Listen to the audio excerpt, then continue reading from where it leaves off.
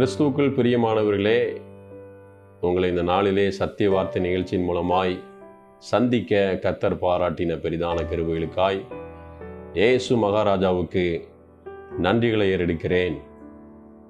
கடந்த 3 வாரங்களாக உங்களோடு இயேசு கிறிஸ்துவின் இரத்தத்தினால் கிடைக்கப்பெற்ற நன்மைகள் என்ன என்பதை பகிர்ந்து கொள்ள கர்த்தர் கிருபை செய்தார். மீண்டுமா இந்த நாளிலும் 4வது ஆசீர்வாதங்கள் என்ன என்பதை உங்களோடு நான் பகிர்ந்து கொள்ள விரும்புகிறேன். அதற்கு ஆதாரமாக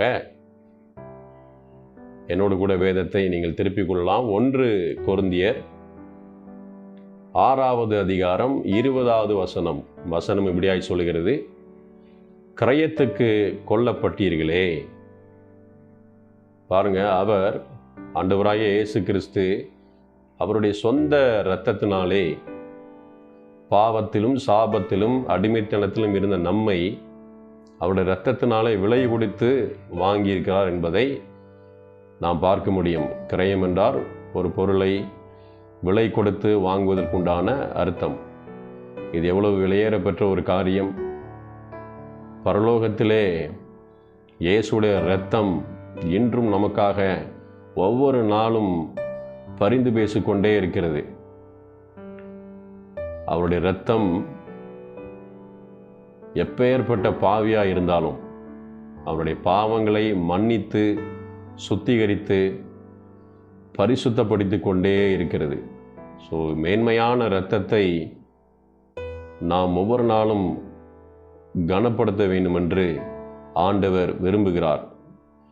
நம்மளை அவருடைய விலையேறப்பெற்ற குற்றமில்லாத மாசற்ற இரத்தத்தினாலே விலை கொடுத்து வாங்குவதற்கு பிதாவாகிய தேவன் ஆதீனத்திலே அவர் சித்தம் கொண்டார். அது மாத்திரமல்ல, வெளிப்படுத்தின சுவிசேஷம் 1வது அதிகாரத்திலே 6வது வசனத்திலே நாம் பார்க்க முடியும். உங்களோடு நான் கூட அந்த வசனத்தை நான் வாசிக்கிறேன்.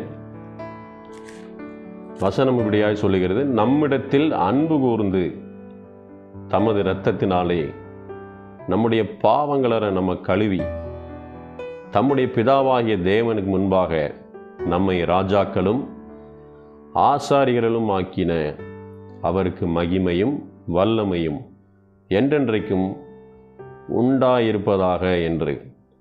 பாருங்க, பிதாவாகிய தேவனுக்கு முன்பாக இயேசுடைய இரத்தம் நம்மை ராஜாக்களும் ஆசாரியர்களும் ஆக்கினது என்று நாம் பார்க்க முடிகிறது. ராஜா என்றால் ஒரு ராஜாவுக்கு சகல அதிகாரமும் ஒரு தேசத்திலே கொடுக்கப்படுகிறது. அப்பொழுது பரலோக ராஜ்யம் நமக்கு சகல அதிகாரத்தையும் இயேசுவின் இரத்தத்தின் மூலமாய் பெற்று தந்திருக்கிறது. பிதாவாகிய தேவன் நமக்கு சகல அதிகாரத்தை தந்திருக்கிறார்.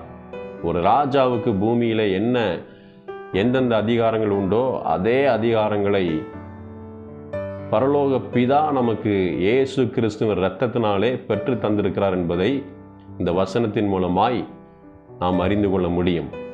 ஆசாரியர்களும் ஆக்கினார் என்று வசனம் சொல்கிறது. ஆசாரியர் பழைய ஏற்பாடு காலங்களிலே அவர்கள் ஊழியங்களை செய்தார்கள். ஆலயத்து காரியங்களிலும் தேவாலயத்திலே பணிவிடை செய்தார்கள் என்று பார்க்க முடியும். இன்று இயேசுவின் இரத்தம் அப்படிப்பட்ட ஊழியத்தையும் செய்யும்படியாய் நம்மை தகுதிப்படுத்தியிருக்கிறது என்பதை நாம் பார்க்க முடியும். அது மாத்திரமல்ல, இன்னொரு வேத பகுதியை உங்களோடு கூட நான் பகிர்ந்து கொள்ள விரும்புகிறேன். எபிரேயர் 12வது அதிகாரம் 24வது வசனத்திலே நான் பார்க்க முடியும். நான் உங்களுக்காய் வாசிக்கிறேன். புது உடன்படிக்கையின் மத்தியஸ்தராகிய இயேசுவின் இடத்திற்கும் ஆபேலினுடைய இரத்தம் பேசினதை பார்க்கிலும் நன்மையானவைகளை பேசுகிற இரத்தமாகிய தெளிக்கப்படும் இரத்தத்தினிடத்திற்கும் வந்து சேர்ந்தீர்கள் என்று நாம் பார்க்க முடியும். பாருங்க, ஆபேலினுடைய இரத்தம் பேசினதை பார்க்கிலும் இன்று நமக்காக இயேசு கிறிஸ்துவின் இரத்தம் நன்மையானவைகளை பிதாவாகிய தேவனிடத்திலே பேசிக்கொண்டே இருக்கிறது என்று. ஆபேலின் இரத்தம் பேசின நன்மைகளை பார்க்கிலும் இயேசு கிறிஸ்துவின் இரத்தம் நமக்கு அதிக நன்மையான காரியங்களை ஒவ்வொரு நாளும் நமக்காக பேசிக்கொண்டே இருக்கிறது என்று நாம் அந்த வசனத்தின் மூலமாய் அறிந்து கொள்ளலாம். அது மாத்திரமல்ல, இயேசு கிறிஸ்துவினுடைய இரத்தம் நம்மை ஒவ்வொரு நாளும் பாதுகாத்து வருகிறது என்பதை நாம் அறிந்து கொள்வோம். இதற்கு ஆதாரமாக பழைய ஏற்பாடு புஸ்தகத்திலே யாத்திராகமம் 12வது அதிகாரம் 21வது வசனத்திலிருந்து 23வது வசனம் வரை, எகிப்து தேசத்திலே இஸ்ரவேல் ஜனங்கள் அடிமைப்பட்டிருக்கும் பொழுது மோசே என்ற கர்த்தருடைய ஊழியக்காரர் பார்வோனிடம் சென்று ஜனங்களை விடுதலை செய்யும்படி அவர் பார்வோனிடம் சொன்ன பொழுது, பார்வோன் எந்த ஒரு மோசேயனுடைய வார்த்தைக்கும் செவி விடாமல் இருதய கடினப்பட்டு போனான். கடைசியாக இந்த தலைப்பிள்ளை சங்காரம் என்று எகிப்து தேசம் முழுவதும் கர்த்தரால் அனுமதிக்கப்பட்டது. இதில் இஸ்ரவேல் ஜனங்கள் பாதுகாக்கப்பட கர்த்தர் செய்ய சொன்ன காரியம், நிலைக்கால்களிலே பஸ்கா ஆட்டுக்குட்டியினுடைய இரத்தம் பூசப்பட வேண்டும் என்று. அப்பொழுது சங்கார தூதன் கடந்து போகும் பொழுது பூசப்பட்டதான பஸ்கா ஆட்டுக்குட்டிய இரத்தத்தை கண்டு அவன் கடந்து போவான். அதில் இஸ்ரவேல் ஜனங்கள் பாதுகாக்கப்படுவார் என்று கர்த்தர் வாக்குறுதி கொடுத்திருந்தார். எகிப்து தேசத்திலே இருந்த ஜனங்கள் சங்கார தூதனால் அவருடைய தலைப்பிள்ளை சங்கரிக்கப்பட்டது.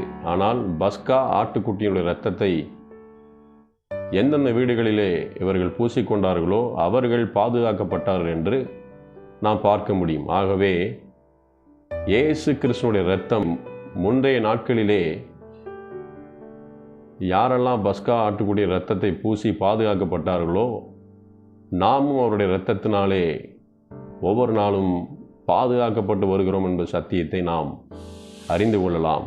தொடர்ந்து இயேசு கிறிஸ்துவினுடைய இரத்தத்தை நீங்கள் உங்கள் வாழ்க்கையிலே அப்பியாசப்படுத்தி தேவனுடைய நன்மைகளை பெற்றுக்கொள்ளும்படியாய் கர்த்தர் உங்களை வழிநடத்துவாராக. ஆமேன்.